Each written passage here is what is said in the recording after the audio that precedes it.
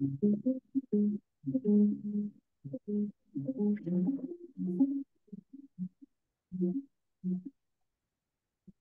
going to give everybody just a couple minutes to get on. I encourage you to read the slides that are scrolling right now.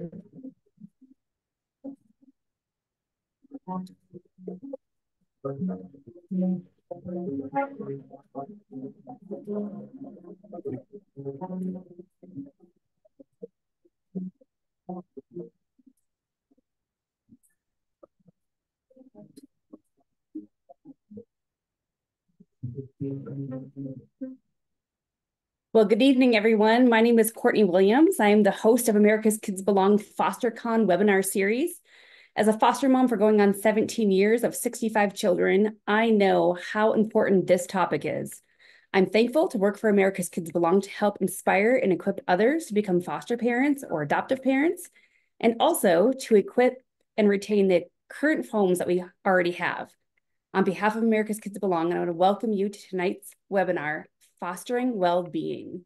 We're thankful for you to choose to spend your evening with us tonight at this webinar. At America's Kids Belong, it is our mission to dramatically improve the experiences and outcomes for kids in foster care. This event is part of fulfilling that mission as we discuss ways we can be sure we're caring for ourselves so we can care well for others. We want to see foster and adoptive families thrive, and we hope this webinar will help you find ways to foster well-being. I'd like to quickly go through a few housekeeping items before we get started. First, take a moment to review those slides again that are scrolling. They share information on our keynote speaker and our panelists for tonight. Also, if the chat is working tonight, feel free to jump on there and share where you're from. It's fun to see where everybody's coming from this evening. Also, so you know, if you look at your Zoom dashboard on the bottom there, you do have an option for Q&A. That Q&A portion can be used at any time, starting now until the end of the evening. Go ahead and type in any questions that you have regarding this topic or for our speakers. We are going to have a question and answer time at the end of the evening. So we'll be formulating those questions, gathering those questions, and then go ahead. We will ask those questions to our panelists at the very end of the evening. We ask that you do keep that Q&A time for the questions and answers and don't use it to be chatting back and forth. Thanks for that. Tonight's discussion will be recorded. It will be shared on our website and social media platforms, so you can share it with other people if you enjoy it or if you want to go back and rewatch it at any time. Also, at the conclusion of tonight's webinar, a survey will pop up. We'd be so grateful if you would stay on and take a minute to, it's a very quick survey, give us great feedback. We want to hear the good, but also we want to know if you have any suggestions of how we can make these webinars better. We want to keep making them better and better to keep having you guys return. So give your honest feedback of what you loved or maybe what you would like to see different. And then lastly, look for an email that you will get likely tomorrow about this evening. You will get some resources that are on this topic. You'll get some other resources that we have at America's Kids Belong, some links to some of these people's great resources. And also we have a brand new podcast called the Foster Friendly Podcast. And we would love for you to give a listen to that. And we'll have a link to that as well. So if you forgot to do your survey tonight or you forget to do it tonight, that will also be in your email. Again, we would love for you to do that survey for us. And in that email, you have an option also to get a certificate for completion. So if you need ongoing training hours, this is a great way to get some of those hours, and we have a certificate for you to turn it in to your caseworkers. Now that we went through all those things, we are going to go ahead and kick off this evening. First off, introducing to you is Dr. John DeGarmo. Dr. John DeGarmo is a proud foster and adoptive parent who has fostered over 60 children. He regularly speaks on his experiences at conferences, training sessions across the globe. He is dedicated to improving and promoting successful foster and adoptive care systems. Dr. John DeGarmo and his wife Kelly live with their 6 children in Georgia. He is the director of the Foster Care Institute, the author of several foster care books, and is a consultant to foster care agencies. Dr. DeGarmo and his wife are the recipients of the Good Morning America Ultimate Hero Award and the Up With People Everyday Hero Award. Thank you for taking time out of your schedule once again, Dr. John, to be with us. Oh, my pleasure. Thank you so much. Yeah, so Dr. John, I've got the pleasure to get to know you a little bit. We had you on our podcast, but also I have done some research on you, and I just really enjoyed your TED Talk. I was actually driving in the car with my mom and I was listening to it, and the whole car was just engaged listening to that TED Talk. It's very inspirational. It hits on so many different facets of the foster care system and what a foster family goes through. So can you kind of give us a shortened 10-minute version of that TED Talk? Yeah, sure. Thanks for asking. I'll be happy to. I'll try to make it 10 minutes. So my wife, who's from Australia, she went to Australia on a Tuesday and took with her 2 of our kids. This is, gosh, 20 years ago. No, not quite that. Maybe about 18. Took 2 of our daughters with us to Australia and I'm sorry, she took our son to Australia and left my daughters at school and myself at school. And she left on a Tuesday, and Thursday we got a phone call for a child in care. And as a foster parent, I've got to very, very quickly determine, is this a good placement right now for my family? Is it a good fit for my family? Is my family a good fit for this child right now? Can I provide the support service this child needs right now? So I asked all the questions. 7-year-old girl, living with her grandmother, alcoholic. Dad was a sexual predator, rapist, not in the picture. Mom was a drug addict, not in the picture. And the 7-year-old girl was completely neglected. So I asked how long. They said just for the weekend. I said, okay, all right, no worries. So I talked to my wife about it. She said, do you think you can do it? I said, yeah, I think I can do this by myself. No worries. So the next day was Friday, and I pulled my girls together and said, girls, you know how the kids, when they come to our house, how scared they are, how they're filled with so much anxiety, how they're afraid, they're concerned, they have so many questions. My girls said, yes. I said, but that's what it's going to be like, girls. It's going to be like, just preparing yourself. And then the car drove up a little bit later, and I went to introduce myself, and I said, "Hi, my name is," and she jumped out of the car and said, "Daddy," and I said, "Oh my goodness gracious me!" She said, "I love you." I said, "Oh my!" I said, "Well, I love you too." My girls said, "Dad, what's going on?" I said, "I don't know what's going on." Little did I know that she had a disinhibited social engagement disorder. So fast forward 3 weeks later, and I pick up my wife at the airport. She had about a 42-hour trip from Australia. It's 2 o'clock in the morning. And she said, let's just go home. And I said, okay. And all of a sudden she heard zoom at her feet, and this little girl strapped her legs. And my wife looked down, looked at me and said, well, it was one of those long weekends. Fast forward 2 years later, and we're in the process of adopting her. Because in our house, there's no label. There's no biological, there's no foster, there's no adopted. They're all our children, members of our family. And we love them unconditionally. And we're in the process of adopting her. Now, she had disinhibited social engagement disorder, anger management issues, lied like no tomorrow, food issues, eating disorders, behavior issues, you name it. She was tough, but didn't matter because she's a member of our family. And so December 22nd, I remember it so vividly, received a phone call from the caseworker. And the caseworker said, Dr. John, Sydney's, I call her my book, Fostering Love, One Foster Parent's Journey. I call her Sydney in the book. They said Sydney's going to go live with her aunt and uncle in Florida, whom she met once in her life when she was 6 months old. I said, well, we're in the process of adopting her. Didn't matter. Judge said she's going to go live with her family in Florida. And I said, well, we're her only family she's ever known. We're stability, structure, all that kind of thing. So it didn't matter. She got to be with that family at Christmas time. I said, well, you know what? Let's make it after Christmas. I can't imagine a 9-year-old girl at this point waking up Christmas morning with strangers, ripped from her family of 2 years and placed into a home at Christmas Day. Imagine the trauma there.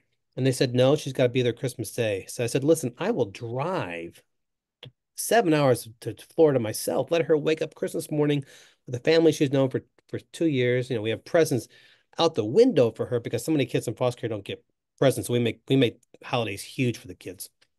They said, nope, she's got to be there Christmas morning. So the next day, December 23rd, 22 hours later, my wife is in shock, the first stage of grief and loss.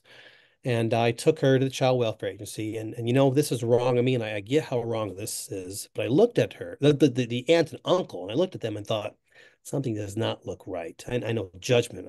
I look at the plank of my own eye. I have so many sins today myself, but I just thought it doesn't look right. But it didn't matter. I gave the aunt and uncle all the presents. I gave my Sydney a framed 8 by 10 picture of our family with our names, phone numbers in the back of it, which I give to most of the kids and leave our house. And I hugged her and said, Sydney, I love you. Goodbye. And 2 days later, Christmas Day, my wife and I, we were in tears, just cried all day long. Fast forward 4 years later, and I'm walking out the door to get in the car, to get in the airplane to go visit my mother-in-law in Australia for 3 weeks because I've got to see her sometime, right? So, and the phone rang. I thought, well, maybe this is about a flight cancellation. So I ran in the house, got the phone, and a voice I had not heard in 4 years said, Daddy, I want to come home. I said, Sydney, is this you, Sydney? She said, Daddy, please let me come home. Please let me come home. I said, Sydney, where are you? And then she burst into tears. And she said, Daddy, please let me come home. And I said, Sydney, where are you? Tell me where you are. And at this point, I'm in tears too. She couldn't say anything. So I said, Sydney, let me talk to somebody. Put me on the phone to somebody. So she put me on the phone to her foster mother in Alabama because her aunt and uncle's stepson in Florida had been raping her over and over and over again, and they didn't want to get in trouble, getting caught. So they took her to the nearest state park over state lines, and they deserted her there with just the clothes on her back and that picture frame with her phone number. And the foster mother had been telling me that she'd been going from home to home to home to home in Alabama. And I said, well, you know what? I'm going to Australia right now. I have to go. I'm actually flying in 2 hours. But when we come back, we'll start the adoption process. And the foster mother said, hold on. She's tough. She's 13 at this point. She's in a lot of trouble. I said, I have no doubt, but it doesn't matter. This is my child. The entire time I'm in Australia for the 3 weeks, I kept hearing, Daddy, I want to come home. Please let me come home. So when we do arrive home 3 weeks later, I don't even unpack. I go straight in the house, pick up the phone, call the foster mother, and she'd already been moved to their home. And they didn't know where. So I spent the next 5 years looking for my Sydney in Florida, Georgia, Alabama, phone calls, emails, letters, visiting people. I didn't know where she was, and of course, states don't connect to each other. They don't communicate with each other. But I needed her to hear three things before she aged out of the system. It became one of those terrible, terrible statistics. 55% drop out of school, 65% end up homeless, 75% end up incarcerated. And then for so many, this cycle starts for the next generation. And I want her to hear that she is important, that she has family, and that she is loved. And one day, 5 years after a phone call with her, I've been looking for 5 years, I got text on this phone. And it was from the president of the Foster Parent Association in Alabama. And it said, call this number. Charles said, call this number. And I thought, oh, okay, this is about the keynote I'm doing at the state of Alabama for the state conference. So I called the number, and a voice I did not recognize said, Dr. Tagarmo, we've been waiting for your call. I said, I'm sorry. Who is this? She said, this is so-and-so. She's state director of all of child welfare for Alabama. I said, oh, I'm sorry, I've got the wrong number. She said, no, you're supposed to call. And I said, I'm sorry, but do you know why I'm supposed to call? She said, yes. And then I paused and I just had this feeling. And I said, oh no, do you know where she is? No names, just do you know where she is? And she said one word. She said, yes. And I lost it. Couldn't stop crying. I've been looking for 5 years. Since I became a foster parent 20 plus years ago, I've become such an emotional cripple. I can't see any movie that has the name Nicholas Sparks attached to it because I start crying immediately as soon as the credits come up. So I burst in tears, and a couple days later, my wife and I visited Sydney. We drove to Alabama and found her in a children's mental health hospital, worse than I could have ever imagined. Cuts everywhere. No one called her, no one wrote her letters, no one visited her, and in her mind, we kicked her out of the house on Christmas Day. And in her mind, we wouldn't return her phone calls when she said she wanted to come home and live with us. So we talked to the people at the mental health hospital about adopting her. Her therapist, counselor, the director, and caseworker all said the same thing.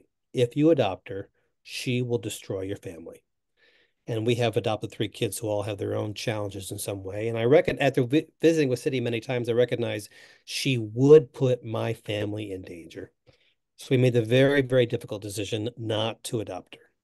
She is now 26. She is not past ninth grade. She has 2 children she does not have custody of. She's homeless. I communicate with her often through social media. And the system failed her, failed my Sydney, and it's what drives me every single day. I will not allow that to happen to any child. Unfortunately, as we're having this discussion at 7:45 p.m. my time in Georgia and wherever your time is and wherever the people listening are, there's a child right now near where they live who's in a similar situation. Who's in a similar situation. Yeah, thanks for sharing. And I'm sure a lot of people listening can resonate to that. This is hard work. It's not easy. It's not easy emotionally. It's not easy physically. It's not easy in the family. And that's why we're here tonight. We really want to help you guys feel supported and feel like you can keep going when things like this, like that's a hard story. There's so many different things in there that are just hard. Yeah, she was the first of our 4 failed adoptions. And you did say it's hard. It's the hardest thing I've ever done. But at the same time, it's been the most rewarding thing I've ever done. And every child's truly made me a better person in some way. Yeah, agree. So, Dr. John, tell us a bit about your newest book. The title of it is The Little Book of Foster Care Wisdom, 365 Days of Inspiration and Encouragement for Foster Care Families. How was that book birthed, and what will people get from reading it? How was the book birthed? Um, I was looking at through some devotionals as I read devotionals every morning. I thought, you know what, there's foster parents need a little bit of pick me up and a little bit of tips every single day.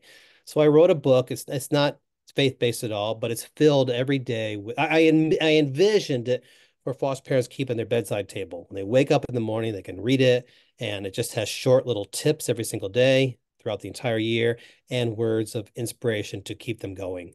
Because as we know, foster parenting is tough. Every time a new child's placed into our home, even though they may have come from similar experiences or backgrounds or traumas from other ones, it's going to be a different experience because every child is unique. So it's always learning as a foster parent. So that's why I wrote that book. And I'm currently in discussions right now with another publisher about, I'm writing a book right now. I've written a book right now with Jen Lilly, who's a celebrity actress from Hallmark Films. And we've just finished a book, and that should be coming out early next year as well. What can you tell us what the topic is? It's a different kind of book, in that it's coming from 2 people. As Jen calls herself, the celebrity, the sexy celebrity, and the know-it-all doctor. So we have 2 different perspectives, and the title tentatively is called "Everything You Wanted to Know About Fostering But Was Afraid to Ask." Um, so we both give different insights into it. Foster mother, foster father, a person who's academics, person who's in Hollywood, and I think it's going to be a very unique, different kind of book. I'm really looking forward to it. Awesome. Can't wait to read it. Also, as I mentioned earlier, I encourage you guys to check out our Foster Friendly Podcast, episode 8. It is a longer conversation we had with Dr. John and really getting to know him, his family a little bit more, and more about what he does and why he's known as a foster parent expert. So, Dr. John, thanks for sharing your little TED Talk. We're going to hear more from him now as we transition into our panel time. I'm going to ask some questions to our wonderful panel around fostering well-being.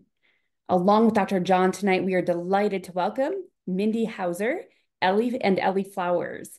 Woody and Mindy, they live in South Dakota and have been foster parents for 19 years, fostering primarily medical fragile kids ages 0 to 3. And Ellie lives in Colorado and is a foster and adoptive mom and grew up being a foster sister. So she's been around this for a long time. So welcome to the webinar, and thank you for being here tonight, Mindy and Ellie. And Mindy's husband, Woody, might join us at some point. Right now we have Mindy joining us. So thank you both for being here. Okay, we're going to jump into our discussion. Our first question is for Ellie. Ellie, I often tell people that I wish people would stop telling me, oh, you are so awesome. You're amazing. You're awesome. Your family's great. It just makes me feel like I have to live up to some sort of standard that others have for me. And it's maybe not necessarily true, but it's just the way that makes me feel like I have to put on the show that I've got it all together. What advice would you give to foster parents around this comment that they probably get as well, and how to be vulnerable and open with other people? Yeah, it was funny when you sent that question over. I was like, the last time I was told this was just like a week ago. It was a stranger, and I probably made them feel so uncomfortable. I was just like, the comment was like, oh my gosh, like that is just amazing. What you do is amazing. And I was like, it's actually just really terrible. I was like, I've cried a lot. It's been so hard on our marriage. So I just like overshared, but she was at a foster care event. So it was an appropriate setting where I was like, you want to know more about this? Um, but I think, first of all, I think it is like, who is this person that you're talking to? Sometimes it's casual and you don't have to spill your guts to a stranger who just wants to say that you're great and you just move along. But if it's someone that you're wanting to, whether it's like a friend, someone from church that you're wanting maybe more support, I think sharing about how hard it is helps bring people in. Um, and that's not necessarily your motive is like getting more help, but I think it just, yeah, it just informs while also, just giving people a glimpse that we're broken people doing this broken thing and there's nothing special about us. So even not even having the perfect answer, just fumbling through it is showing that we don't know what we're doing. We just signed up and we're trying our best. And yeah. Hmm.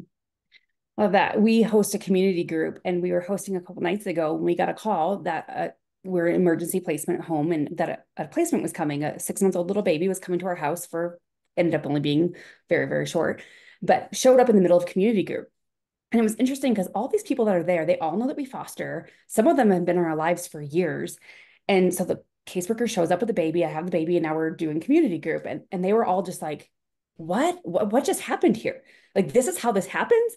Even though they've been around us for so long, I think it just kind of dawned on them like, oh, like she just got a call and this baby is now at her doorstep in her arms. And Yeah. it was really helpful for them to, I think, just again, our community group comes from our closest friends to be like, oh, and just understand at a deeper level. So we do need to Mhm. share that people can understand and see. And, you know, one of the ladies that was there said, I didn't realize this. Like, if you ever get a placement, you need to call me immediately. I will bring you supper, like Mhm. immediately.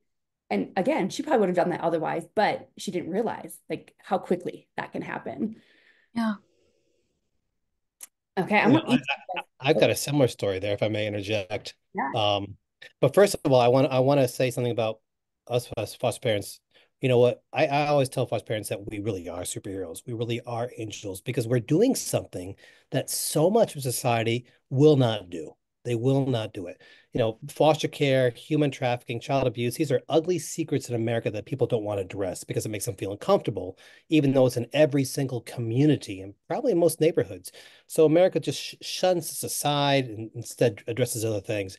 And we know there's more kids right now experiencing trauma and pain and abuse. Child abuse has skyrocketed since the lockdowns.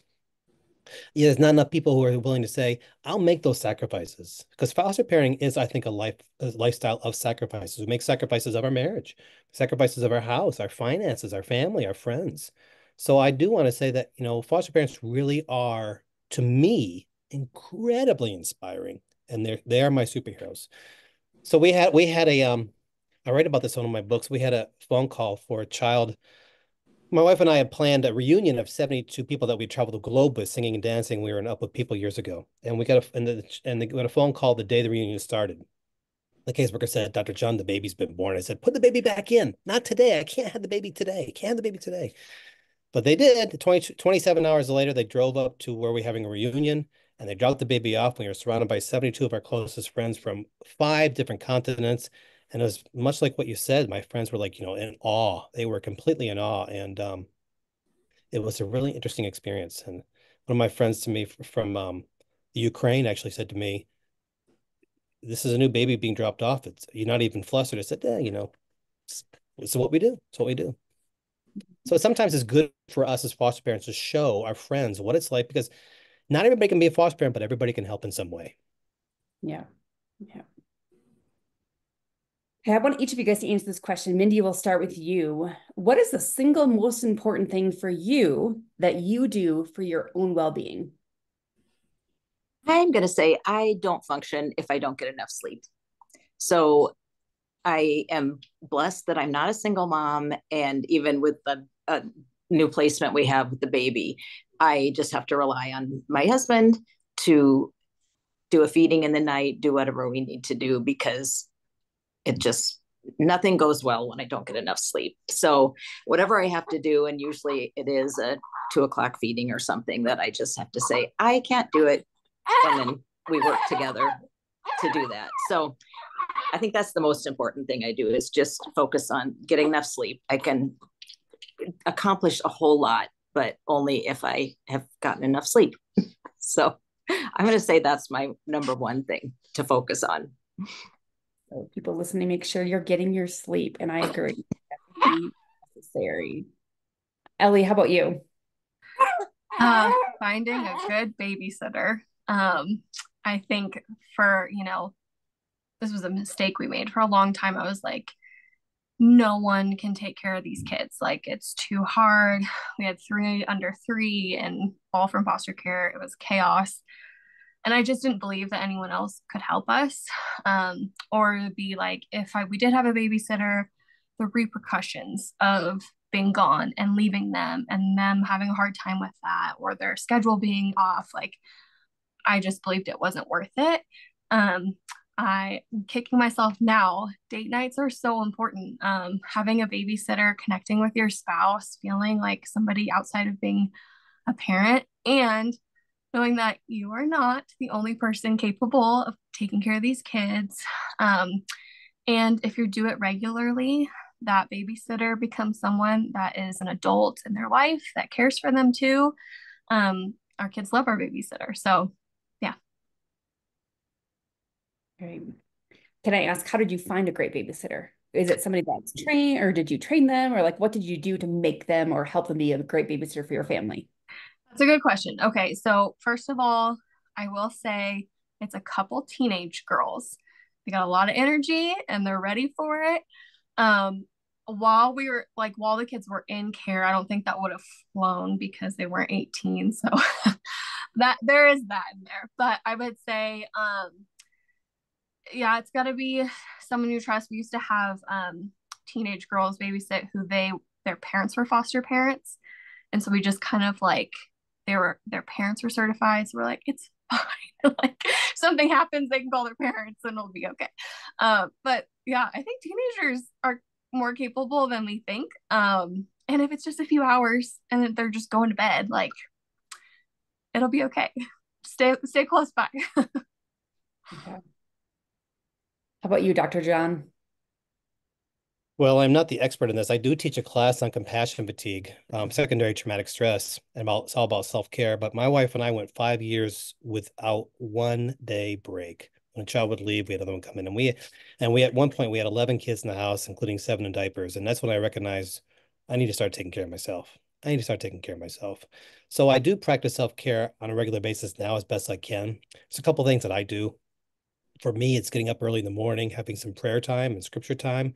It's gardening. I love to garden. It allows me to escape um, in the outside nature.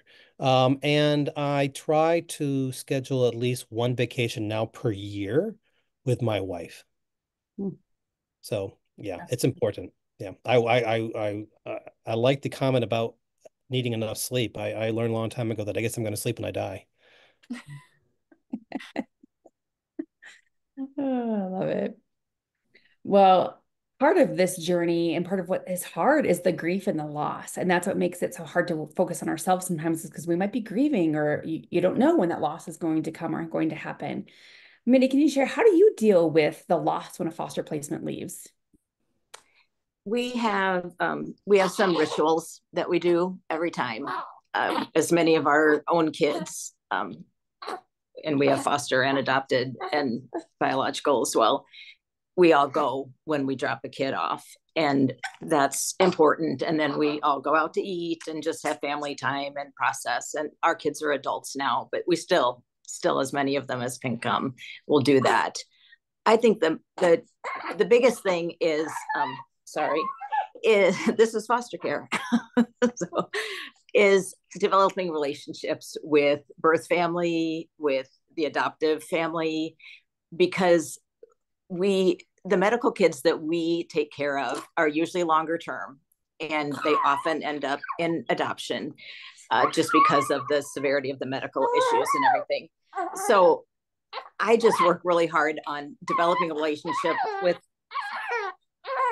the birth parents, because that helps me cope when the child leaves. I can be talking to the birth parents, letting them know with the adoptive parents' permission how the child's doing, and then developing a really strong relationship if there's an adoptive placement, because our kids, we are still a part of their lives. And that's not the same with every foster situation. I know a lot of kids get pulled and, like Dr. John said, go out of state with people you don't even know. But we have been very lucky to have great transitions, get to know the adoptive family, and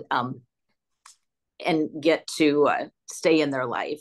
So I guess for people, that'd be my thing, is just strong relationships if you can, and rituals. Just, do what makes you feel good when a child leaves. We also, I think a lot of it is going into it knowing that we're not going to keep these kids. So we kind of have to prepare ourselves along the way that we're not going to adopt, because we're old and we're not going to do that anymore. And so when a kid leaves, it's just sort of been, we've been ready for it. We're like the grandparents who, may not have the kids all the time. We keep them as long as the parents need us to, but then when they go back, it's okay. They're going where they're supposed to go. On relationships.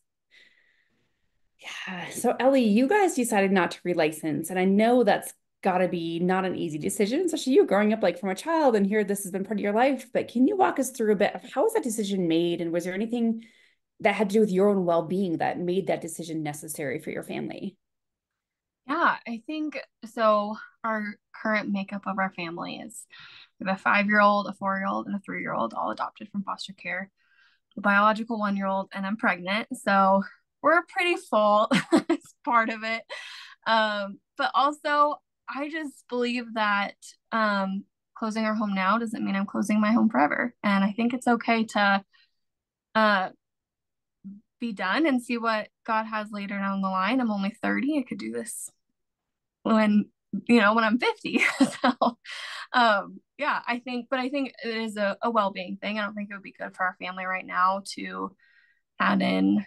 It would be too much. And I think it'd be too much for our kids too. I think right now they're just in very fragile stages of post-adoption, and we're still working on biological connections. I think that's such an important thing about post-adoption is we're still doing a lot of the foster care stuff, right? Like we're still going to see bio siblings, and we're still talking to bio parents, and we're still doing the therapy thing and all that. So our hands are full, and we want to love what we have in our home well.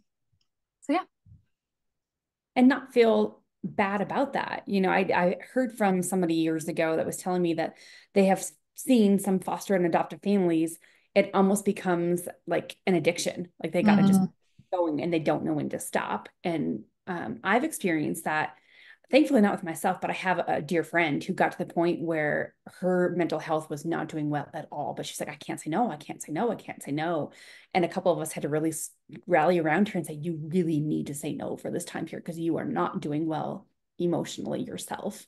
So really like getting some close friends too that will be honest with you, checking with your spouse, your kids if you have kids, be like, hey, are we all good still, or do we need a break? Do we need to not relicense? It's just really important to be checking on our well-being and not just imagining that everything's fine. Yeah. So speaking of our kids, Dr. John, what about your children's well-being? How do you take them into consideration when considering a placement, during a placement, after a placement leaves? How do you focus on their well-being as well? Or is there anything that you do to check in on them? Well, yes, to be sure. As I said earlier, when we get that phone call for a placement, we need to determine pretty quickly, is this a good fit for our family right now today? And is our family a good fit for the child today? And sometimes that answer might be no, and it's okay to say no. It's okay to say no because that means the child's going to a better fit at this time. But we always talk about with our own family. We talk about with our children. We gather together as a family unit and we discuss the child and the child situation, the placement. And there have been a couple times when my own kids have said, Dad, not at this time or not this particular child.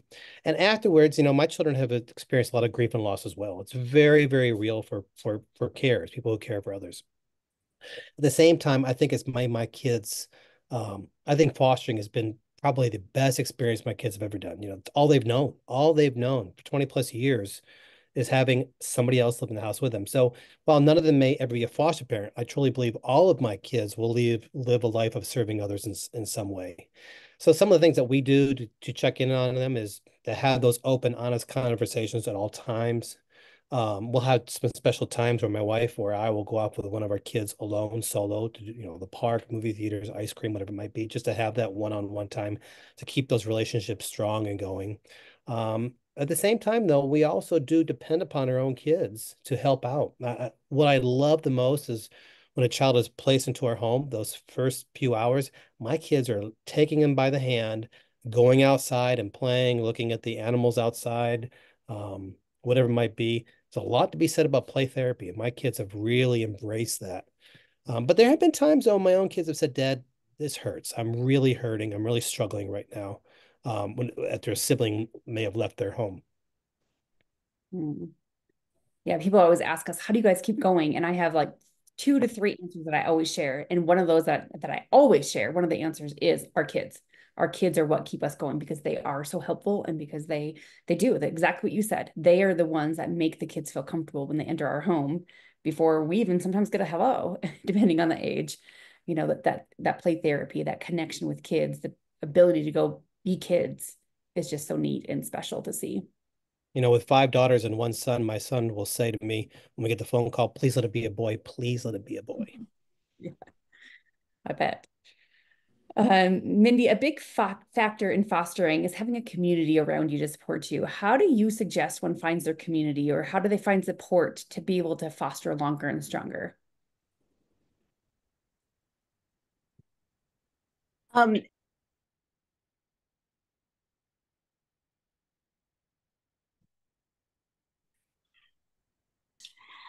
um, I can only speak for myself. We have a great relationship with our licensing worker. She is the one that comes yearly to license us. And then she also is the one that calls us for placements.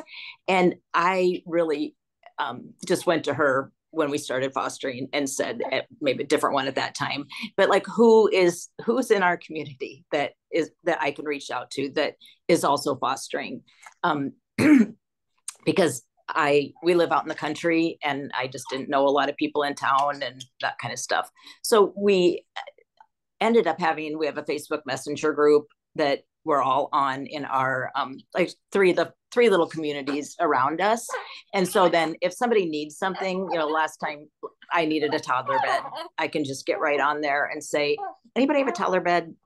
I can borrow, whatever. And somebody comes through. Or if we need respite, that's the first place I go, is put it out there. Is anybody available to do respite?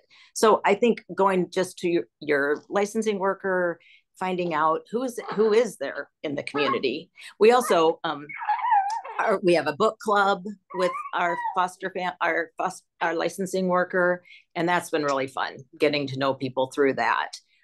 We don't really have support groups around here. So that would be something that you could. I am really encouraging mentoring, though. I just talked to somebody the other day, and she's a new foster parent, and I'm like, call me. I think everyone that graduates from the classes and starts should be assigned a mentor, somebody who's more experienced, can just talk them through things, or just knows where you're coming from if you're complaining, or even like I've had where, I know a supervisor in that office. Let me send an email, see if I can help you out here. Or, your childcare is not being paid for. This is how you do that. So I think just, finding out who the people are who you can talk to is the best way. And however that happens, whether it's just somebody you know in town who's a foster parent and can hook you up with other foster parents, or whether it's your licensing worker. So it is important. In South Dakota too, where lots of communities are having WRAP programs where people are just able to support foster care in lots of different ways. And our church doesn't have one. We might have to get going on that. Our neighbors go to a different church, and the dad is the WRAP coordinator for their church. And just meals, babysitting, just talking, all of those kind of things are available through that. And people that can't foster but want to support fostering have a way to do it then. So those are just some ideas. And I would just add, if you're a newer foster family, like Mitty said, reach out to the experienced people, get to know them. Yeah. But also, I feel like for me, probably the first 5-ish years, I kind of felt like that I've got to have it all together. I'm this foster parent. It's only me that can do it. And we didn't use respite. We didn't really seek out help. And now I'm not ashamed. I mean, going on 17 years of fostering, I am not ashamed to ask for help. I mean, I will let people know, like, we need help right now. And people want to help.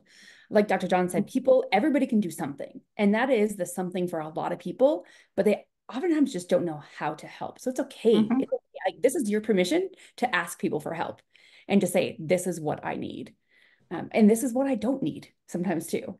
So don't be. I do like the thoughts about saying no. And that is also one way that we take care of ourselves, is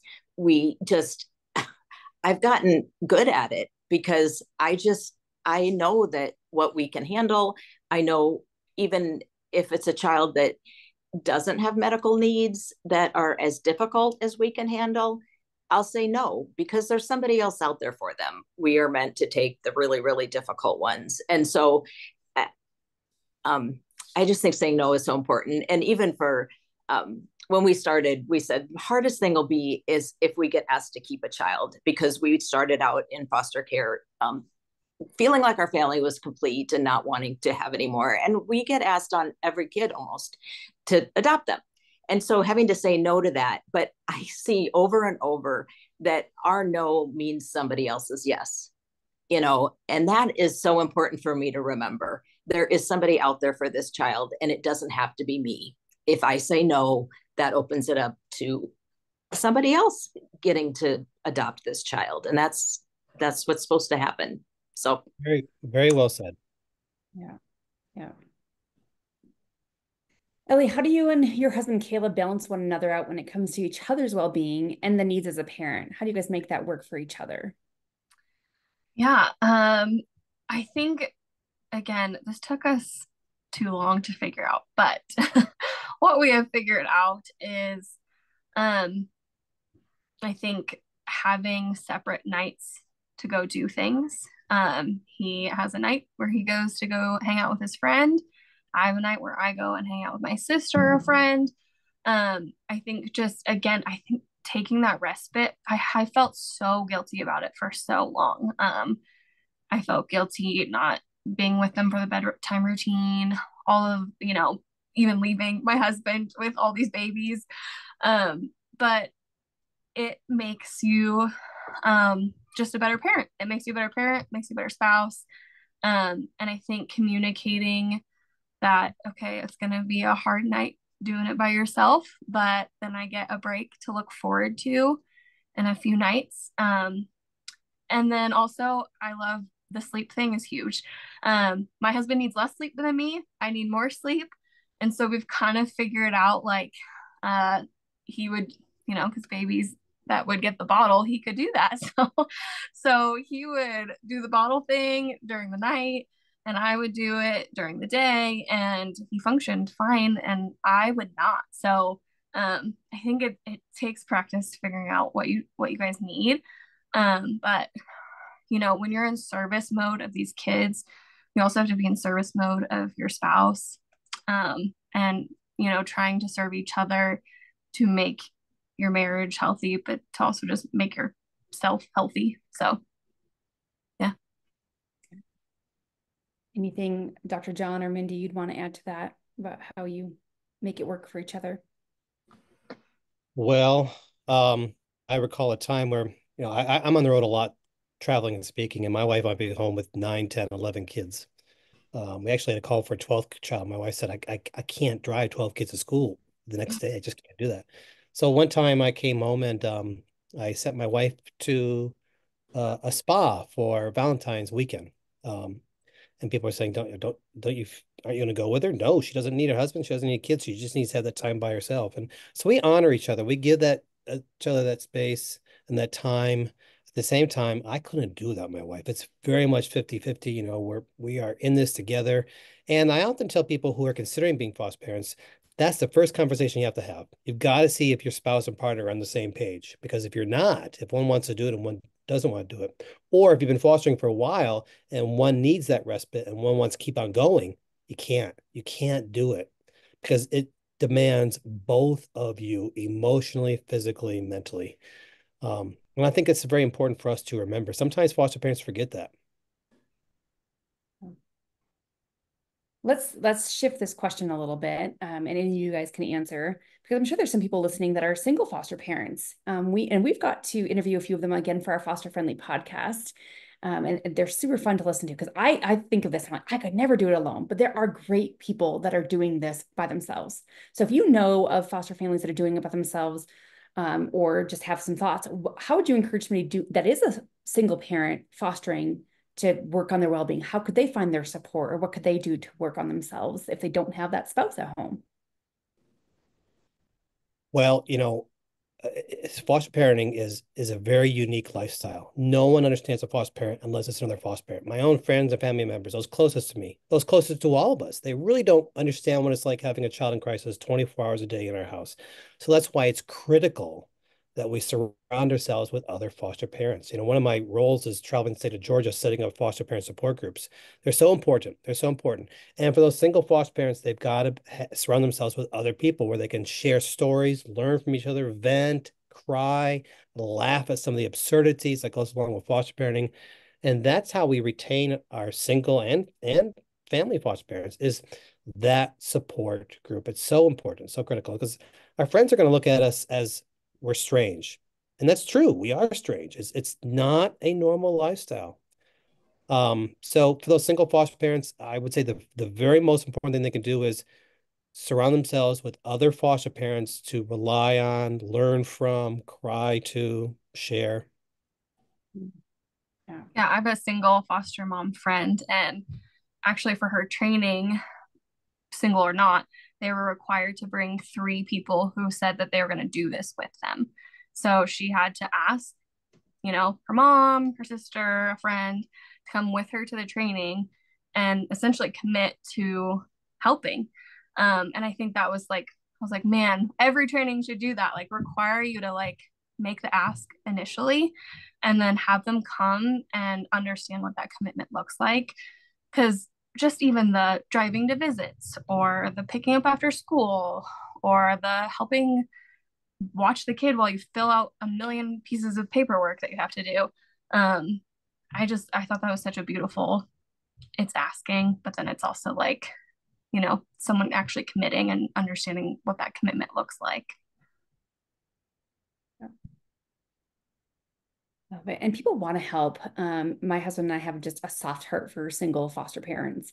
And we had a group of people come and wanting to do a service project. And I was in charge of kind of finding projects for them. And my husband said, hey, why don't we reach out to Joy, who's a single foster mom that lives within our community, and see if she needs any help? And immediately her response to me was something along the lines of, I feel like I can breathe. And she had a team go and paint her house and do these hard projects that as a lady, it was just hard for her to get them done and to just do physically, but also having 4 kids in her home, 4 teenage kids in her home, overwhelming. But people want to say yes. When we told people that, people gathered and they went to her home and they got these things done. So again, going back to that, don't feel ashamed to ask for help. And like Mindy said, ask your caseworkers. Caseworkers often know or know other people. They probably get, I know we get as an organization, people messaging all the time, like, hey, do you have any foster family that I can help support? Or there are people that want to be there to support, and find those good people that are going to be committed and be with you for the long haul. I always think too that we need to allow people to help, because that I laughed when I got asked to speak on this webinar, because I'm not very good at taking care of myself. It's very hard for me to ask for help still, but I tell myself I need to let people do these things. I love doing things for other people. And why do I not want to let other people have that great feeling of helping somebody? It's just silly. And so it's something I continue to work on. But I think it's just, if I keep that in my mind that people want to help, I need to give them the opportunity to feel good about themselves, about things that they've done, just like I do. And that's only fair. And that helps me, be able then to reach out to people to ask for help. You touch on something that's so important there and so key. And as I said earlier, not everybody can be a foster parent, but I truly believe everybody can help and wants to help in some way, but so many people don't know how. I wrote the book, The Church in Foster Care, which is filled with different strategies and tips on faith-based organizations to set up their own foster care programs, outreach ministries, whatever it might be. And I also believe awareness equals advocacy. When people become aware of what it's like for these children and for foster parents, then they become stronger advocates. And they, as you said, they want to help because it allows them to feel that they're making a difference. They're making a difference. And for us foster parents, it can really be helpful to lift some of the burden off our own shoulders as well. And like you, it took my wife a long time to recognize that, I need to let people help as well. She didn't want to ask. She didn't want to ask anybody. I kept telling her, let them help. They want to help. They want to make a difference in the world. So I agree with what you said. Thank you for sharing that. So, Dr. John, how would you answer this question? How do you combat compassion fatigue in terms of systemic societal factors requiring the need of foster care? How do people in that the yes people, how do we combat that? How do we combat compassion fatigue? Yeah. Well, it really does start with self-care. It's so critical. We did a study at the Foster Care Institute of 5,000 foster parents, and we asked them, what's the number one reason why you're quitting after on average 18 months? And by far, the response was foster parents felt they weren't getting the support services they need during times of burnout, stress, feeling the grief, loss, etc. And as we all know, foster parenting, it is a truly exhausting job on so many levels. So that self-care is critical. You've got to know when to say no. You have to surround yourself with other people. You've got to take care of your diet. You've got to get sleep. You've got to get exercise. You need to find hobbies and interests outside of foster parenting. My number one session I'm doing across country right now is on this very, very topic. And think about that term, compassion fatigue. I love that term. Fatigue, exhaustion from compassion, from caring, exhaustion from caring. And many foster parents don't recognize that they are exhausted from caring for these children in their homes until it's much too late and they burned out and they quit. So again, the self-care is critical. If we don't care for ourselves, there's no way we can care for these children. Yeah, definitely. Okay.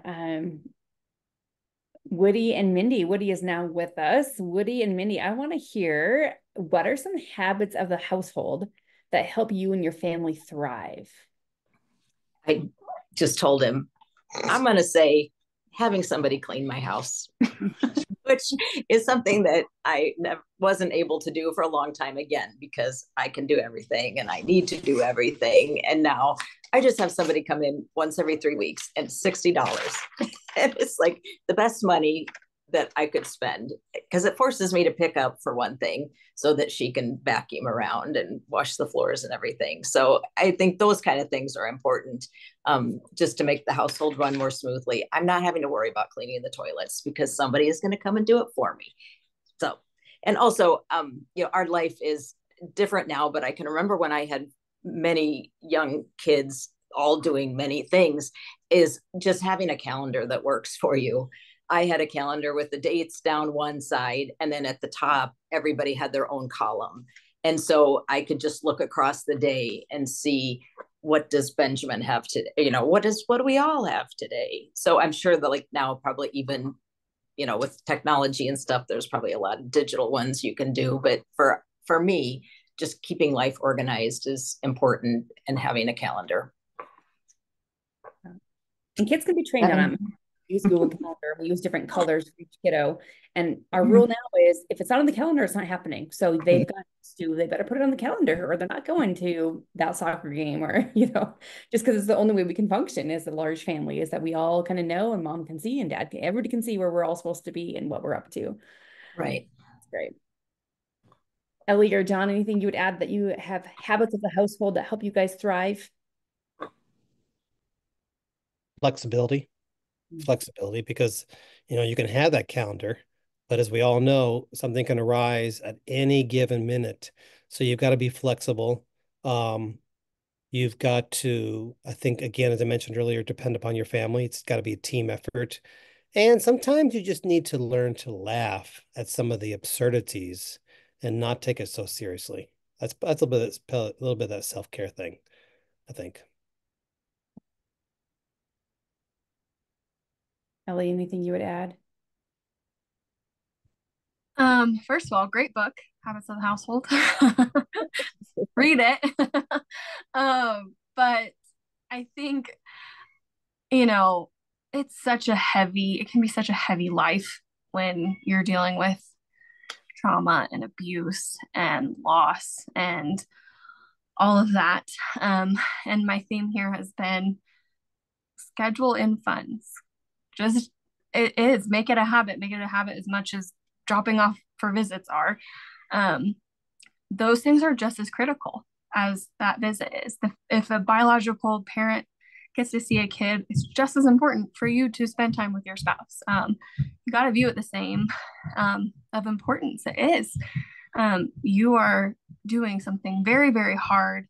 And if you're not taking the time to literally schedule and fun, I'm just thinking of the time when I just was like sobbing because I was like, I'm just praying to God. I was like, I can't do this anymore. Like, I cannot take one more hospital visit, one more bad thing that's going to happen. Like, I was so tapped out, but I was not doing anything for myself.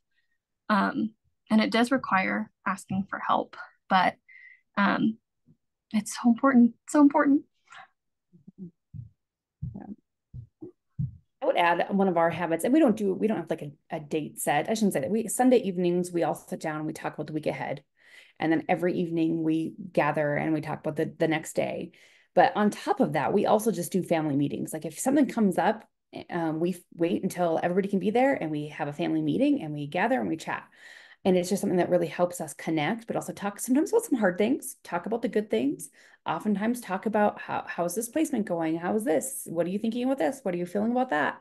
And just having that connection point. But again, going back to having a large family, it's just those things that have to make the machine go.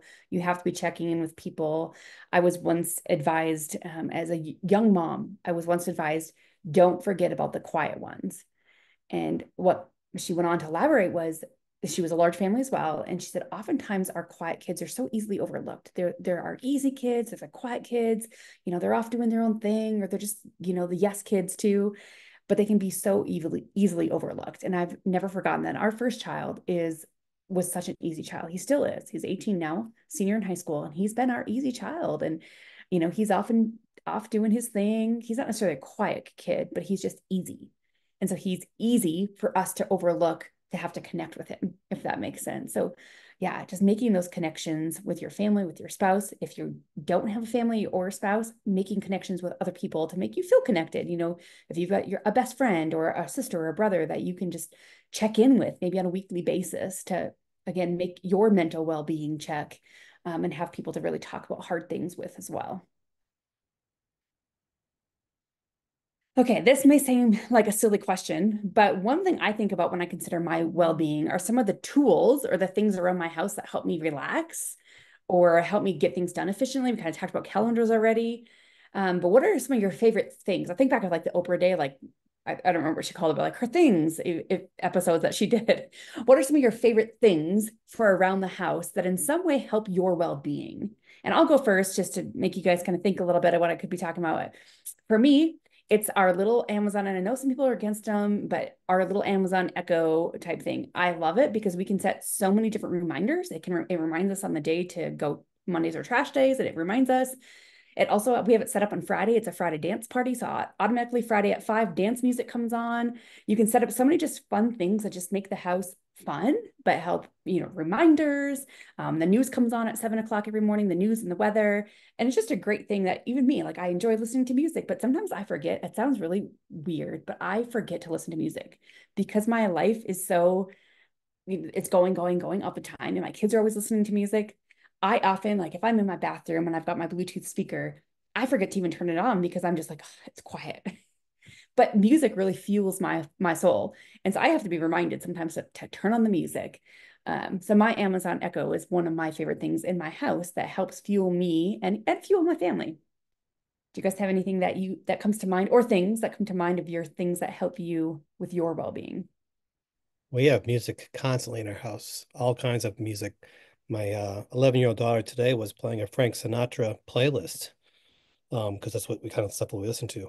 That music is often, we have game nights in our household. Our swimming pool is been a godsend, if you will. We've taught so many kids how to swim over the years. And we just really try to make it, both my wife and I very much try to make it an atmosphere of fun in the house. We're always joking, dancing around, um, and having a good time. We don't have what did you call it, an Amazon Alexa? We don't have any of those things. My wife would say absolutely not to that. But music is instrumental in our house. Instrumental, there you go. And we also try to teach the kids to learn new skills as well. Cooking, hobbies, feeding animals, that kind of thing. I don't know if that answers your question or not, but Yeah. Ellie, what comes to your mind? I get overstimulated just like our kids do. Especially if, I don't know if you can hear them right now. They're loud children. There's crumbs everywhere, and feeling it on my feet drives me nuts. But I have two places in my house that are always just their kid free zones for the most part. My room, specifically my bed. I make it every day. I love my bedding. Sleep's important to me. And even if the rest of the house is destroyed, that bed is so ready for me at nighttime because I've made it and it looks lovely and the kids don't touch it. We also have a twin size porch swing, and just getting outside and getting fresh air and sitting on that swing. Those are like my two spots of like, I just know that I'm not going to step on crumbs while I'm there. And it's there for me to just regulate. Yeah. I need a porch swing. We were thinking about things that the whole self-care and everything. And my Kindle, because I love to read, and my phone, because I like to listen to books lately. So those kind of things. And I can do those things while I'm holding a baby or feeding a baby or whatever. And what's yours? So our household is really laid back. So a couple of things that we do use to relax or just unwind. I have 25 cows, so they don't talk back. So I go talk to them. And it's just, you got your own domain, but a lot of things too, I'll cook for everybody, and I enjoy doing that. I like it when they all come home and eat, and if they're not, he still cooks. I still cook. We take it over to the neighbors, or we just eat it for a week or whatever. So yeah, Woody does cook to relax. Are you cooking the cows? Absolutely. We had steaks the other night. We had T-bone steaks. We had family all in, and they had 7 T-bones. Yeah, so our kids had to learn early about pets and what happens when they die and that kind of stuff. So your house is open for Thanksgiving for all of us. Is that right? Absolutely. Come on in. Yeah, we don't mind. Yeah. There's always room for another kid, so there might as well be room for another adult too. So right. When you were speaking, Woody, made me think, I have a 15-inch cast iron skillet, and it's huge. Everybody that walks in my house comments on it if they haven't seen it before, because it's just always out because it doesn't fit anything. But it is it's so nice because you can make a little bit, but you can make a whole meal in there, and then I only have one dish to clean up. And so it makes cleanups really nice, but it's my favorite kitchen gadget for a large family or a on-the-go family. It's 15, go big or go home. Yeah, yeah. It's one of those things we ask the kids too, if they come back or whatever, what do they want to eat?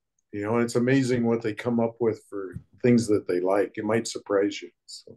They don't ever say hamburger helper though. No, that was her thing, was hamburger helper. A couple times I did chicken helper. I am not a cook. She's not the cook. So when I was really working a lot, we all survived. That's the biggest thing. Right. Awesome. Well, we are about to enter into our question and answer time. So if you are listening, please enter any questions you have. You still have a few minutes to get those in. So go ahead and type any questions after everything you've heard. You can even ask a specific question to one of these people, or just around the topic of well-being or anything about fostering or adopting in general is fair game tonight. Before we transitioned into that, Dr. John, can you share with people how they can follow you, how they can find your resources? Because you have so much out there. How can they find you? Oh, thanks for asking. Pretty simple. If you just search online for the Foster Care Institute, or type in Dr. John DeGarmo, Foster Care Expert, my website will come up. There's webinars, articles, videos, the podcast I did for 4 years, so much more. Of course, all over social media as well. Just Dr. John DeGarmo, Foster Care Expert. I'm there. And Ellie, tell us a little bit about A Deeper Life and how someone can find out more about that as well. Yeah, so my husband and I provide trainings every month over different topics in foster care.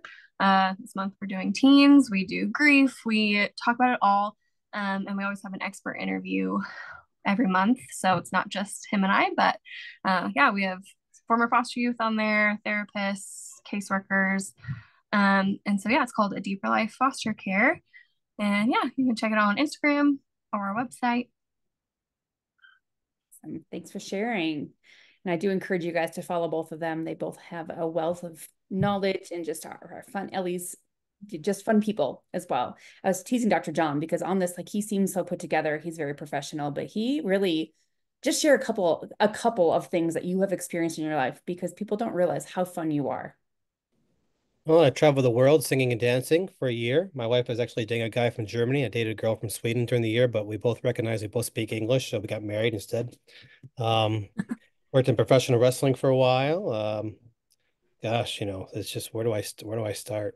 Many people recognize that you did all that. Yeah, sure. Did a lot of TV for a while, radio for a while. One of those books, of course. Yeah. It's like you've lived 100 lives. It's fascinating. Okay, we're going to transition into our question and answer time again. Feel free to keep asking questions away. I've got a few of them here.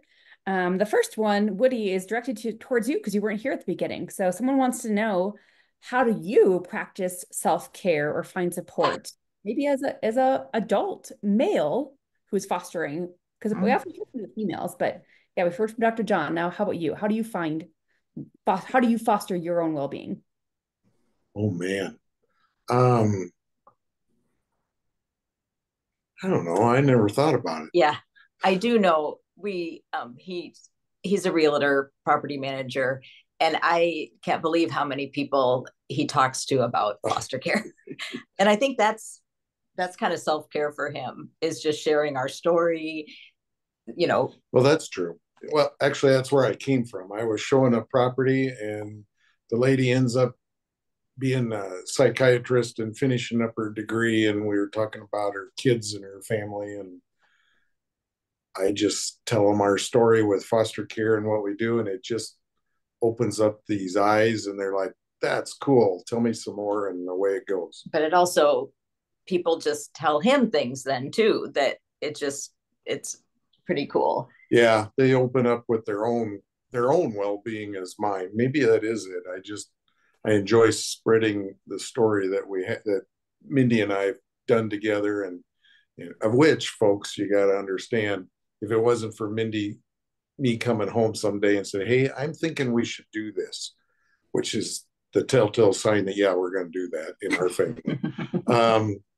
And so then I do tell the story to others. And like this lady really was kind of encouraged about it and really liked it. And she was having a tough time. She's getting a divorce and all those things. So you learn a lot about others, about what they're doing and where they're going and how their life is. But I know Woody reaches out to foster dads too, because, and I think it stems from, we had a daughter who was stillborn, and afterwards he just really commented on, everyone had asked him how I was doing. Nobody ever asked him how he was doing. Nobody ever asked me, how is Woody doing? You know, and so he just really was amazed at how dads are just ignored on how they're feeling about things, how they're coping with things. So I know a lot of times he will reach out to foster dads, people in our community that the couples, you know, fostering, he'll reach out to the dad and just say, how are you doing? You know, how was it for you when that child left? So yeah, and we do that with when they adopt kids too that are been fostered. Why we'll do that with the adopted parents and the dads and say, hey, how you doing?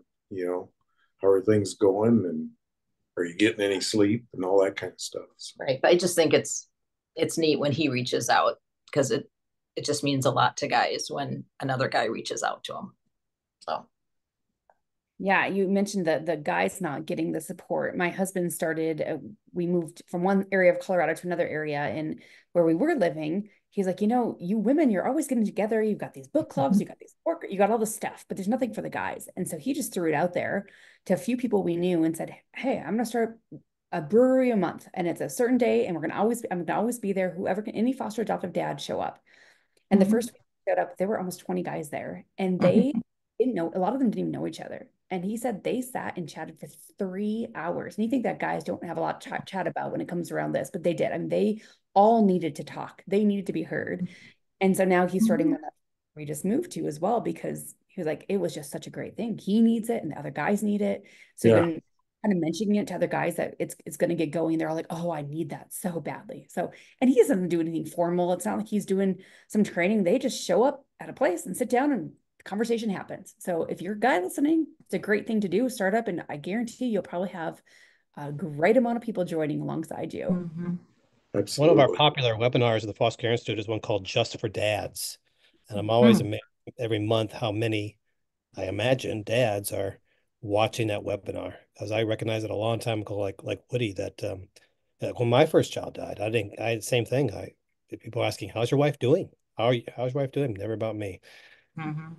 So that's a popular webinar. Yeah, I think you hit on something there. Yeah. Okay, another question asks, how do you guys handle the situations or the emotions of a foster kiddo favoring one foster parent over the other? How do you guys? Never had one. Well, so one parent over the other. Yeah. That's a tough one for us because we do everything together. So it's usually we're in unit. Well, I shouldn't say that. We have one foster child right now he's our very first one. We had a discussion today with him, and he's not real happy with me right now. But anyway, it still happens even when they get older. So you talk things through. That's what it comes down to. But I don't know. What do you?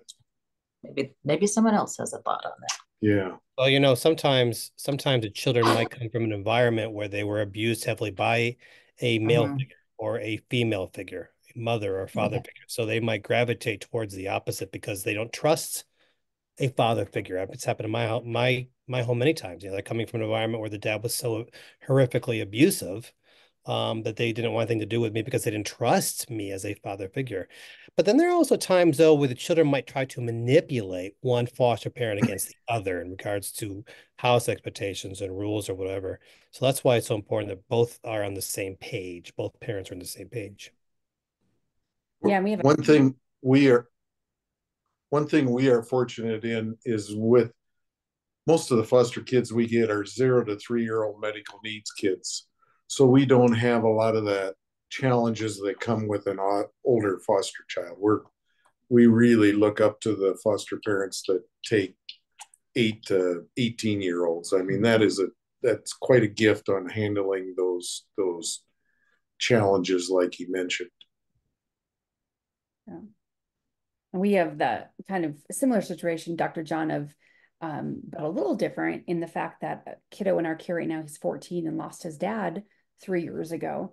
And his dad is who primarily raised him. And now he literally like follows me around the house. He's like my little puppy dog. He follows me around. He wants attachment with me. He wants my attention all the time, but he doesn't do that with my husband. And recognized that it's because he doesn't want to connect to another father figure. He is grieving still the loss of his father. So sometimes we just have to step back and think some things we might know and some things we might not know, but there is a reason behind the behavior, and just recognizing there's a reason and it's okay, but now we need to help him, so like now I'm trying to help him recognize you don't always have to go to Courtney for the answer. Bobby's right here as well. And so sometimes he'll ask me a question and I'll just be like, oh, that's a good question for Bobby. And just trying to encourage that relationship, not being offended by it or not being Bobby's not offended by it. I'm not necessarily overwhelmed by it, but just encouraging the relationship with the other person as much as we can. Or, hey, how about the two of you guys go do something together? And just, again, encouraging that relationship with them as well, but not pushing too hard because, again, it's coming from somewhere. Right, right. And that's why the gift of time is so important. So they can have that time to learn that, you know what, maybe that foster father is going to be okay. Maybe I can trust him. Maybe I can talk to him. Or maybe that foster mother, maybe she really is sincere. Maybe she's not going to hit me. But yes, we've had so many kids come through our home where they gravitate towards either my wife or myself. Yeah, that's quite common actually. Yeah.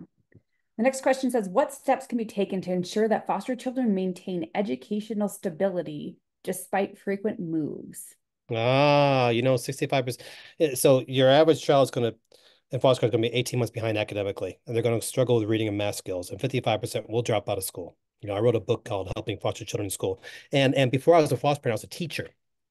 And when I was a teacher before a foster parent, I had no clue about what kids in foster care went through. And then I became a foster parent and recognized, aha, my fellow teachers have no idea. They have no idea. Same with administrators and counselors, because there's no training on any of this stuff. So they easily slip through the cracks, particularly if they're going through home to home to home and school to school to school. So it's really critical that foster parents be their advocate. They've got to be the advocate for the child in the school system. Let the teachers know, here's my phone number, here's my email address, email me, call me if they're having meltdowns that day. Foster parents need to let the teachers know that there shouldn't be homework on days of visitations, because when they come back from visitation, their mind is not going to be focused on spelling words and math and reading the chapter. Also, certain accommodations for the kids as well. There's so many things that foster parents need to be doing for their kids in school to help them succeed and survive. But sadly, so many, they drop out of school. School is the last place a child in foster care wants to be, because everything about school reminds that child that they are a foster kid, a label that nobody wants. Yeah. I love that. Being an advocate, I found that for sure. And I was a previous teacher and principal, so I understand the needs as a teacher and as a principal, as people writing IEPs, that it's hard to know, we have these general guidelines for writing IEPs, but we don't know the kids specifically. I mean, all the time, we don't know their inside, especially if they're brand new to the school. And then you get an old IEP and you're looking at that now. And so really, as a foster parent, become the expert on that kid and teach other people about that kid. And it's okay to go to an IEP meeting with, in a sense, an agenda to say, hey, this is what's going to help this kid best. Because again, they'll have tips and tools and thoughts, but if you have an idea, don't ever be afraid to share it with the education team. I tell foster families all the time, there are articles and resources and trainings for teachers to understand foster care. And that's another thing that is just greatly needed, as you mentioned, they just don't understand. And the better they can understand, they can even see like, oh, there's this gap here, and this is the best way for me to get forward. And a lot of times it's them focusing on relationship as well. Once that relationship and that trust is built, kids are going to pay attention better in class. They're going to have fewer behaviors. So there's so many things that the educational team can be doing at school, but sometimes I just don't know. Okay, another question says, new single foster parent, best tips and tricks for remaining partial when the system wants to separate siblings that are in the same foster home to put only one in an older sibling's house. This has led to nightmares and feelings of inadequacy due to the baby being wanted and not the older sibling. So when they want to separate siblings, what is the best tip to remain partial. I think you might be saying something, Mindy, but you're on mute. But maybe not. Any thoughts on that? Well, if the children are separated, it's important that you try to keep communication between those children, whether it is through video conference or phone calls or visits at the park or swim days at the pool, whatever it might be. And sometimes they do get separated for whatever reason it might be. We had a group of 5 kids in our house, and this is the third time we had 11 kids in the house. We had 5 siblings, and it was very clear on day one that there was one child that needed one-on-one attention because his siblings were suffering from him being in the home. And as much as I don't like disrupting sibling groups, he needed to be in an environment where it was one-on-one, where the parents could focus solely on him and his many, many issues of reactive attachment disorder, etc. So sometimes those things do happen, particularly when you have large sibling groups. Not many of us can take 5 kids at the same time on any given moment. So sometimes they do get separated. Yeah. I was going to say too that the situation leads me to realize that like that foster mom needs to talk to other foster parents because that is such a hard thing. There's no way, and the fact of being a foster parent is being very powerless in a lot of these situations. You may not like it, but there's really nothing you can do about it. And nobody can understand that. I mean, if you tell somebody this stuff, they're like, well, why don't you do this? Or why, that's why. It's like, because you are, yeah, you're not the one making these decisions. You're just taking care of these children, but you're the one dealing with it. So I just hope that they have people to talk to that are going to understand what they're going through, because as the adult in that situation, it's just so hard. It's hard to watch that child have nightmares, suffer, feel the feelings that they're feeling, and not and be, have to tell that child, I am so sorry. I wish that I could do something, but I can't. And I think a lot of us in foster care are fixers. We want to have control and we want to be able to fix things. And that is one thing you have to learn in foster care, is that you just don't have control. You are not the one in the driver's seat. And that's hard. And I just think it's important to have other foster parents to talk to and talk through those things. That control thing you said is interesting. A lot of foster parents experience burnout and stress because they don't feel that they're in control, as you said. But we have to remember that we are not in control of a decision made by the court or a decision made by a judge or a decision made by a caseworker, even though we may extremely disagree with it. Right. We are not in control of the situation. And that leads to a lot of burnout foster parents because they get so stressed out about this. I could have done something, but no, you are not in control of the situation. Right. I think it's good to go into foster care in general. And that's, again, what having a mentor can help with, is like, I've been doing this for 5 years, 10 years, whatever. You might as well learn now.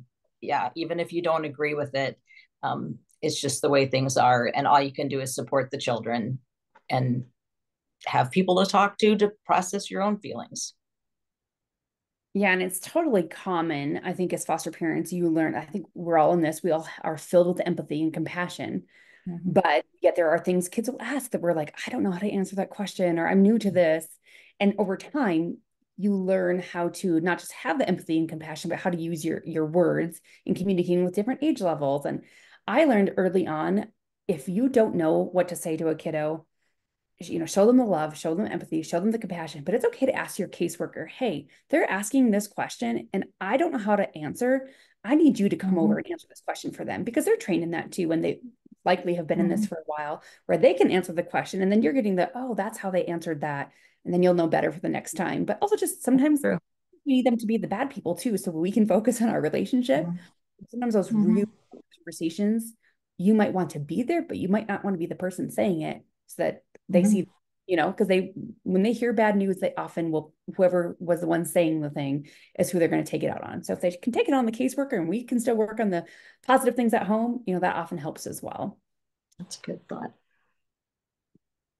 Okay, last question, and then we're going to tie some things up here. But somebody says, we are foster parents and we're at the point where we need to decide to adopt or not.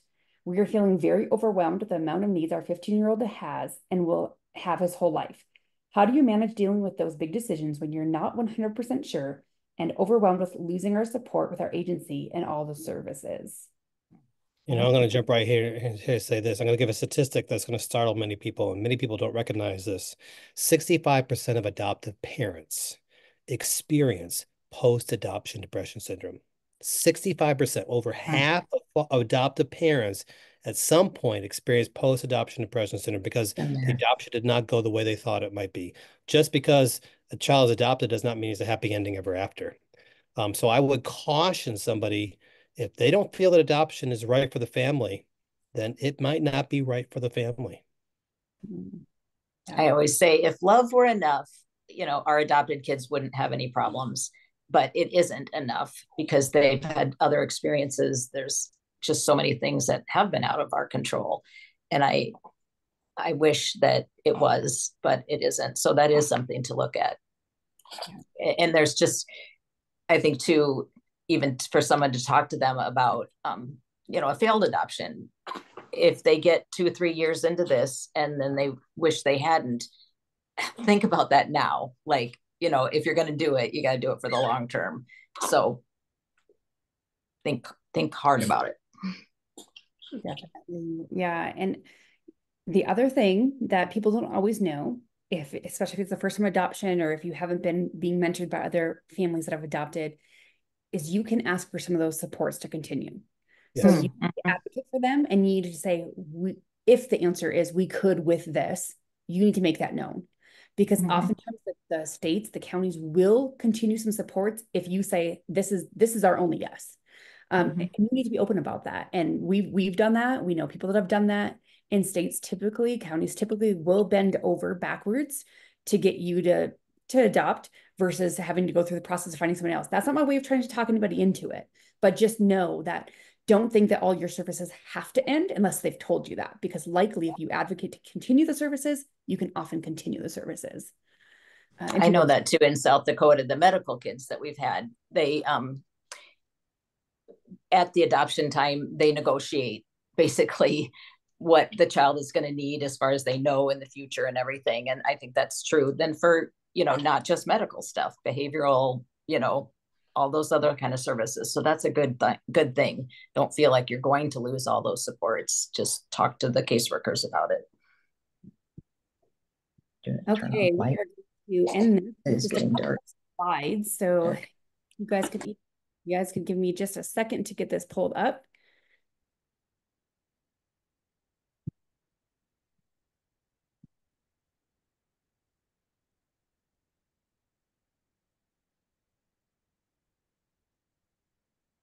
Okay, again, thank you guys for being here with us tonight. Thank you, Dr. John, Mindy, and Woody, and Ellie. Thank you for your time. I know that everybody here hopefully gained some insights, some tips, some tools, some things that they can take away from this webinar tonight. And we are just so thankful for your guys' voices and your yes for being here. We want you to know that we are a nonprofit. We are fueled by people's donations. So if you enjoyed this tonight and you want to see these things continue, we'd be so honored if you would give us a tax-deductible donation. You can go to our website at americaskidsbelong.org to do so. Also, I know that some of you asked some questions in the chat that we did not get to. I am sorry. We just didn't have enough time, but we do have this FosterCon series. We already have 2 recorded webinars that were live that are now on demand. So you can go back and listen to those. One of them is around fostering, like general questions and what the process is and all the ins and outs of foster care. One is on adoption out of foster care. And we have coming up on October 1st, fostering trauma awareness. So those of you that asked all those questions about trauma, I highly encourage you to attend this webinar on October 1st. It will be just like tonight, but we are having Ryan and Kayla North with us. I know these 2 personally. They are a dynamic power couple. They are a wealth of knowledge, and they are experts in trauma, specifically from kids in foster care who have been adopted. So bring those questions back. Likely they'll be answered through our panel time, but if not, you will have Q&A time specifically around trauma on that evening. And lastly, I just want to say again, thank you for joining us. We want to see families fostering longer and stronger. And we hope that this is just one little thing that helped you do that. We encourage you to share this with other people and continue doing what you're doing. We hope that you can continue for many, many years to improve the experiences and outcomes for kids in foster care. But also, it's okay if you need to take a break for a little while. It's okay if you need to take a break for a long while. It's okay to say no, but I hope you were encouraged tonight. And thanks again to our guests for being here.